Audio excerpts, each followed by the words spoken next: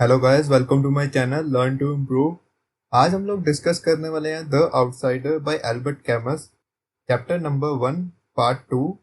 तो पार्ट 1 की एंडिंग में मिसॉल्ट ने एक अरब को जान से मार दिया था।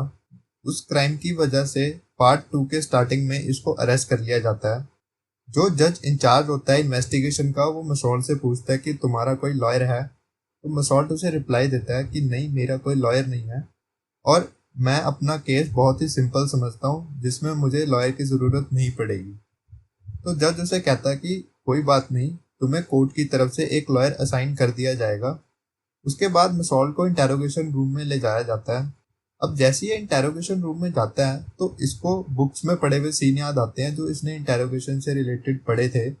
अब जैसे ही इंटेरोगेशन खत्म होती है तो मिसॉल्ट अपना हाथ इंटेरोगेशन ऑफिसर की तरफ बढ़ाता है उससे हाथ मिलाने के लिए, लेकिन उसे एकदम से याद आता है कि वो इंटेरोगेशन रूम में एज अ क्रिमिनल बैठा था और वो वहां से चुपचाप चला जाता है।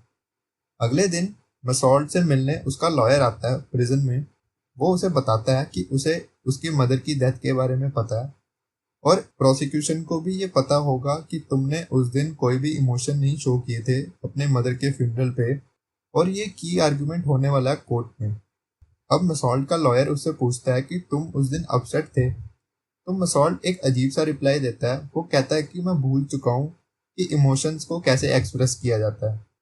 लॉयर ये जवाब सुन के बड़ा ही चौंक जाता है और वो मसॉल्ट को बोलता है कि अगर तुमसे ये सवाल पूछा गया तो तुम ये कहना कि मैं उस दिन अपने इमोशंस को अंडर कंट्रोल रख रहा था। तो वो लॉयर से अग्री नहीं करता। लॉयर उसे बोलता है कि अगर तुमने इस सवाल का ये जवाब नहीं दिया तो चीज़ें काफ़ी बिगड़ सकती हैं कोर्ट में, और वो मसॉल्ट से गुस्सा होके वहां से चला जाता है। अब क्या होता है कि उसके बाद मसॉल्ट को जज के पास ले जाया जाता है सवाल जवाब के लिए। जज उससे उसकी लाइफ से रिलेटेड नॉर्मल सवाल पूछता है। उसके बाद एक सवाल जो जज बार बार रिपीट करता है, वो पूछता है मसॉल्ट से कि मुझे एक बात बताओ, जब तुमने एक गोली मार के अरब को जान से मार दिया था तो तुमने थोड़ी देर रुक के 4 गोलियां और क्यों चलाई। मसॉल्ट को समझ नहीं आता कि वो क्या जवाब दे। वो वहां पे चुपचाप बैठा रहता है।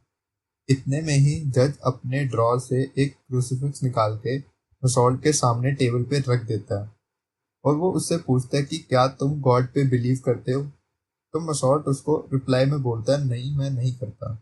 ये सुनते ही जज अपनी कुर्सी पे बैठ जाता है और वो मसॉल्ट को बोलता है कि मैंने आज तक बहुत क्रिमिनल देखे लेकिन तुम्हारे जैसा कोई नहीं देखा। जिस भी क्रिमिनल ने क्रूसीफिक्स को देखा है वो रो पड़ा है, लेकिन तुम अभी भी चुपचाप बैठे हुए हो। और मसॉल्ट एक और चीज बताता है चैप्टर के एंडिंग में। मसॉल्ट ये बताता है कि उसका लॉयर हमेशा उसके साथ होता था। जज सारा कुछ लॉयर के साथ डिस्कस करता था, वो हर मीटिंग में उनके साथ होता था, लेकिन उस पर कोई नोटिस नहीं करता था।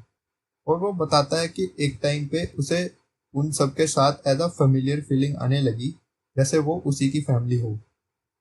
तो ये था हमारा चैप्टर 1। अब हम करने वाले हैं पार्ट 2 का चैप्टर नंबर 2, जिसमें मसॉल्ट बेसिकली हमें अपनी प्रिजन की लाइफ के बारे में बताता है। जब उसका पहला दिन था प्रिजन में तब सारे उसको देख के वहां पर हंसने लगे और उससे वहां पर एक पर्सन ने पूछा कि तुमने क्या क्राइम किया है जो तुम प्रिजन में आए हो। तो वो आंसर करता है कि उसने एक अरब को मारा। और जो लोग वहां पर उस वक्त हंस रहे होते हैं वो सारे एकदम से शांत हो जाते हैं। कुछ दिनों के बाद मसॉल्ट को उसके सेल में ट्रांसफर कर दिया जाता है, जहां पर उसे सोने के लिए एक वुडन प्लैंक मिलता है और उसके सेल में एक विंडो होती है जहां से सी दिखती थी। और कुछ दिनों बाद मसॉल्ट को एक विजिटर मिलने आता है और उसे पता होता है कि ये विजिटर मैरी है। जब वो मैरी से विजिटिंग रूम में बात कर रहा होता है तब वो मैरी से अच्छे से बात नहीं कर पाता, क्योंकि विजिटिंग रूम में और भी बहुत सारे विजिटर्स होते हैं और जिसकी वजह से वहां बहुत शोर होता है। मैरी मिसॉल्ट को अपने वर्क के बारे में बताती है। वो उससे पूछती है कि क्या तुम यहाँ पर ठीक हो। वो उसे होप देती है कि सब कुछ पहले जैसा हो जाएगा, हम लोग फिर कहीं इकट्ठे घूमने जाएंगे और हमारी बहुत जल्द मैरिज भी हो जाएगी। मैरी जाने से पहले मिसॉल्ट को एक लेटर देती है जिसमें ये लिखा होता है कि वो उससे रेगुलरली प्रिजन में आकर मिल नहीं सकती क्योंकि वो उसकी वाइफ नहीं है। अब मिसॉल्ट हमें अपने स्टार्टिंग के प्रिजन डेज के बारे में बताता है। जब वो स्टार्टिंग में प्रिजन में आया तब वो अपने आप को एज अ प्रिजनर एक्सेप्ट नहीं कर पाया और वो अपने आप को एक फ्री मैन मानता था और उसका मन होता था कि वो बाहर बीच पे जाए, लेकिन वो ऐसा कर नहीं सकता था। मसॉल्ट प्रिजन में टाइम पास करने के लिए उन वुमेन्स के बारे में सोचता था जिनसे वो कभी लाइफ में मिला था। वो उनके फेसेस को रिमेम्बर करने की कोशिश करता था और इस टॉपिक से रिलेटेड उसने प्रिजन के हेड गार्ड से भी बात की थी और प्रिजन के हेड गार्ड ने उसे बोला था कि यहाँ पर आए हुए हर पर्सन की पहली कंप्लेंट इसी टॉपिक से रिलेटेड होती है। और मसॉल्ट हेड गार्ड को ये बोलता है कि पर्सन को ऐसे ट्रीट करना अच्छी बात नहीं है। तो हेड गार्ड उसे रिप्लाई देता है कि यही प्रिजन का पर्पस है, उन्होंने तुमसे तुम्हारा फ्रीडम छीन लिया है, क्या तुम ये देख नहीं पा रहे हो। और ये बोल के हेड गार्ड वहां से चला जाता है। जो दूसरा इशू होता है मसॉल्ट का वो होता है स्मोकिंग का, क्योंकि जब वो प्रिजन में आया तब उससे उसकी सारी चीजें ले ली गई थी और उसने जब वहाँ की अथॉरिटीज से पूछा कि क्या वो वहाँ पर स्मोक कर सकते हैं तो उन्होंने बोला कि ये यहाँ पर अलाउड नहीं है। कुछ दिनों बाद वो स्मोकिंग के बिना रहना सीख गया और उसे ये चीज ज्यादा बड़ी दिक्कत नहीं लगती थी। अब प्रिजन में एक और चीज थी कि मसॉल्ट के पास टाइम तो बहुत था लेकिन करने के लिए कुछ भी नहीं था। सो मसॉल्ट अपने रूम में रखी हुई चीजों को याद करता था टाइम पास करने के लिए। रूम में रखी हुई चीजों की एक लिस्ट बनाता था। दूसरी प्रॉब्लम ये थी कि उसे वहां पर अच्छे से नींद नहीं आती थी, तो वो प्रैक्टिस करने लगा प्रिजन में सोने की और एक टाइम पे वो दिन में 16 घंटे सोने लगा। बाकी टाइम पे वो एक चेस्कोस्लोवाकिया नाम का न्यूज़पेपर पढ़ता था जो उसके सेल में था।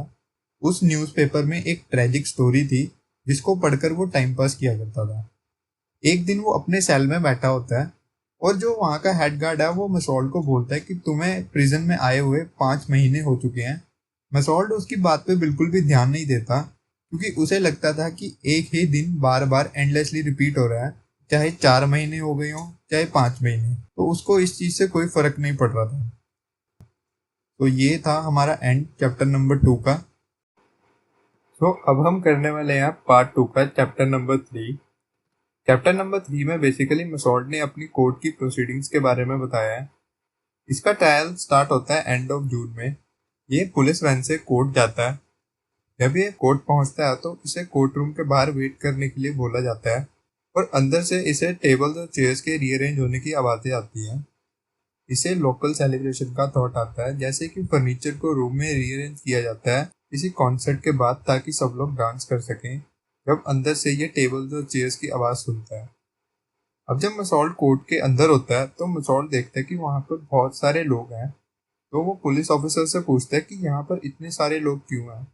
वो बताता है कि इनमें से बहुत सारे जर्नलिस्ट हैं जो तुम्हारी स्टोरी कवर करने आए हैं। उनमें से एक जर्नलिस्ट मसॉल्ट के पास आता है और वो बोलता है कि हमने तुम्हारे केस के बारे में अपने न्यूज़पेपर में स्टोरी कवर करी है और वो बोलता है कि आजकल तुम्हारा केस और एक पैरासाइट की स्टोरी भी बहुत फेमस है। वो उसे इन्फॉर्मेशन देता है कि एक पर्शियन न्यूज़पेपर का जर्नलिस्ट यहाँ पर पैरासाइट की स्टोरी कवर करने आया था, लेकिन अब उसे तुम्हारी स्टोरी कवर करने के लिए भी बोला गया। इतने में मसॉल्ट देखता है कि कोर्ट रूम में सारे जजेस एंटर होते हैं और प्रोसीडिंग स्टार्ट होती है, लेकिन उसे प्रोसीडिंग का प्रोसीजर समझ नहीं आता और उसके बाद क्लर्क विटनेसेस के नाम अनाउंस करता है और उस टाइम पे वो रियलाइज करता है कि जिन जिन लोगों को भी वो जानता था वो सब वहाँ पर प्रेजेंट थे, जैसे कि Thomas Purse, Celeste, Raymond, Mary, Mason, सब कोर्ट रूम में प्रेजेंट थे। उसके बाद जो जज होता है वो मसॉल्ट के सारे चार्जेस रीड आउट करता है। मसॉल्ट हर चार्ज पर अग्री करता है कि उसने ये एक्ट कमिट किया है और वो उससे पूछता है कि तुमने अपनी मदर को ओल्ड पीपल होम में क्यों भेजा। मसॉल्ट बोलता है कि उसकी इनकम अच्छी नहीं थी कि वो अपनी मदर का अच्छे से ख्याल रख सके, इसलिए उसने अपनी मदर को ओल्ड पीपल होम भेज दिया था। तो प्रोसिक्यूटर उससे एक सवाल पूछता है कि क्या वो इंटेंशनली बीच पे वापस गया था अरब को मारने के लिए। मसॉल्ट रिप्लाई देता है कि वो इंटेंशनली नहीं गया था, वो बाई चांस हो गया। उसके बाद कुछ आर्ग्यूमेंट्स के बाद विटनेसेस को बुलाया जाता है। पहला विटनेस होता है डायरेक्टर ऑफ द होम। जब वो विटनेस बॉक्स में आता है, डायरेक्टर बताता है कि मसॉल्ट अपनी मदर के फ्यूनरल वाले दिन बहुत ही शांत था, वो बिल्कुल भी नहीं रोया और उसने एक बारी भी अपनी मदर को नहीं देखा और जैसे ही फ्यूनरल खत्म हुआ उसके अगले मोमेंट ही मसॉल्ट वहां से जा चुका था। उसके बाद विटनेस बॉक्स में केयर टेकर आता है। वो बताता है कि मसॉल्ट अपसेट था अपनी मदर के कॉफिन के सामने और मसॉल्ट से ये पूछा जाता है कि क्या उसने केयर टेकर को सिगरेट ऑफर करी थी। मसॉल्ट और केयर टेकर दोनों इस बात पे अग्री करते हैं कि उन्होंने उसकी मदर के कॉफिन के सामने सिगरेट स्मोक करी थी। इसके बाद अगला जो विटनेस होता है वो होता है थॉमस पर्स। और प्रोसिक्यूटर उससे ये पूछता है कि क्या तुमने मसॉल्ट को फ्यूनरल वाले दिन रोते हुए देखा था। तो थॉमस वेल्स बताता है कि वो उसके लिए एक बहुत ही सैड दिन था, क्योंकि उसके फियांसे की डेथ हुई थी और ये उसके लिए एक बहुत बड़ी डील थी, और उसने इस बात पर ज़्यादा ध्यान नहीं दिया कि मसॉल्ट वहाँ पर रो रहा था या नहीं। उसके बाद विटनेस बॉक्स में सेलेस्टे आता है। जो लॉयर होता है वो सेलेस्टे से पूछता है कि तुम इसके क्राइम के बारे में क्या सोचते हो। तो सेलेस्टे रिप्लाई देता है कि ये एक अनफॉर्चुनेट थिंग है। उसके बाद वो उससे पूछता है कि क्या मसॉल्ट एक अनकम्युनिकेटिव पर्सन था। वो रिप्लाई करता है कि मसॉल्ट कुछ नहीं बोलता था तब तक उसके पास कुछ बोलने के लिए नहीं होता था। सेलेस्टे विटनेस बॉक्स से जा ही रहा होता है, इतने में मसॉल्ट सेलेस्टे को देख के ये रियलाइज करता है कि उसकी आंखों में आंसू आ गए थे। अगली जो विटनेस होती है वो होती है मैरी। तो लॉयर मैरी से पूछता है कि वो उस दिन को एक्सप्लेन करे जिस दिन वो मसॉल्ट से मिली थी। वो बताती है कि वो मसॉल्ट से उसकी मदर के फ्यूनरल के एक दिन बाद ही मिली थी। उन्होंने साथ में स्विमिंग करी, उनका अफेयर उसी दिन स्टार्ट हुआ, और वो उस दिन मसॉल्ट के साथ एक कॉमेडी फिल्म भी देखने गई थी। ये सुनने के बाद लॉयर जज की तरफ देखकर ये बोलता है कि मसॉल्ट बिल्कुल भी अच्छा पर्सन नहीं है। मैरी ये सुनते ही रोने लगती है और कहती है कि ये ऐसा नहीं है जैसा आप लोग समझ रहे हैं। उसके बाद विटनेस बॉक्स में मैसन को बुलाया जाता है। मैसन आते ही बोलता है कि मसॉल्ट एक ऑनेस्ट और डिसेंट मैन है। उसके बाद सेलमेनो विटनेस बॉक्स में आता है।